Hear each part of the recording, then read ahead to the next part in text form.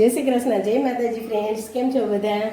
તો અત્યારે આપણે બનાવવાની છે એક રેસીપી.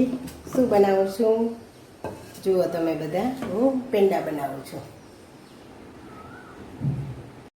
ચાલો ફ્રેન્ડ્સ, તો આપણે ગેસ પેટાવી દઈએ અને કઢાઈ મૂકી દઈએ અને તેમાં આપણે 1 ચમચી ઘી નાખી દઈએ.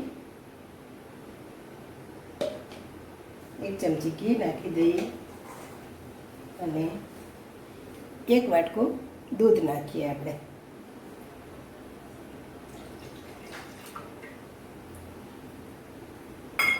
એક વાટકો દૂધ નાખી અને થોડી વાર હલાવવાનું. આપણે દૂધ મીડિયમ ગરમ નહીં લેવાનું, ઠંડુ લેવાનું.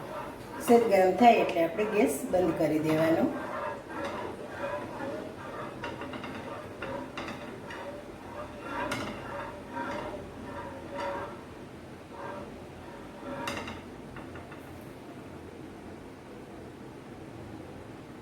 તો દૂધ અને ઘી મિક્સ થઈ ગયા છે. તો હવે આપણે એમાં નાખીશું મિલ્ક પાવડર.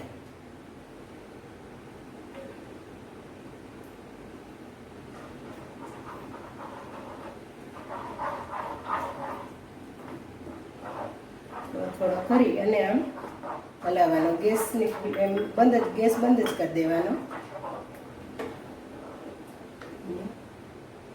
1 વાટકો લીધો આપણે. પછી અડધી વાટકી જેવો મિલ્ક પાવડર નાખી દઈએ આપણે. 1 વાટકી નાખી દઈએ અને હવે આપણે આને મસ્ત ગાંઠા સરસ થઈ જાય ત્યાં સુધીના ચલાવે જ રાખવાનું. પછી આગળની પ્રોસેસ કરીશું.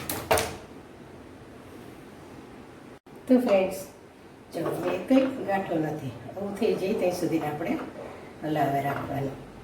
જો એક પણ ગાંઠો નથી. હવે આપણે આમાં ખાંડનું બુરું નાખીશું.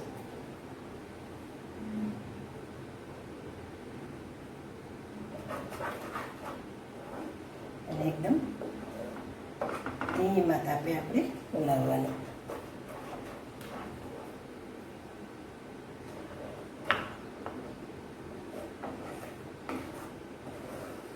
એકદમ ધીમા તાપે હલાવવાનું. અને થોડો ઇલાયચી પાવડર છે એ આપણે નાખવાનો, 1 ચમચી જેવો. અને હવે મસ્ત મલાવી રાખવાનું, મિક્સ થઈ જાય ત્યાં સુધીના. તો ફ્રેન્ડ્સ, ચલો, હવે આપણે ગેસની ફ્લેમ બંધ કરી દઈએ. જો તમે જોઈ શકો છો એવી રીતે આપણે રાહ દેવાનું. હવે આપણે વાળીશું પેંડા. તો ફ્રેન્ડ્સ, આપણા પેંડા બની અને રેડી થઈ ગયા છે. તો ચાલો પેંડા ખાવા. કોને કોને ભાવે છે પેંડા કમેન્ટ કરજો. જય શ્રી કૃષ્ણ.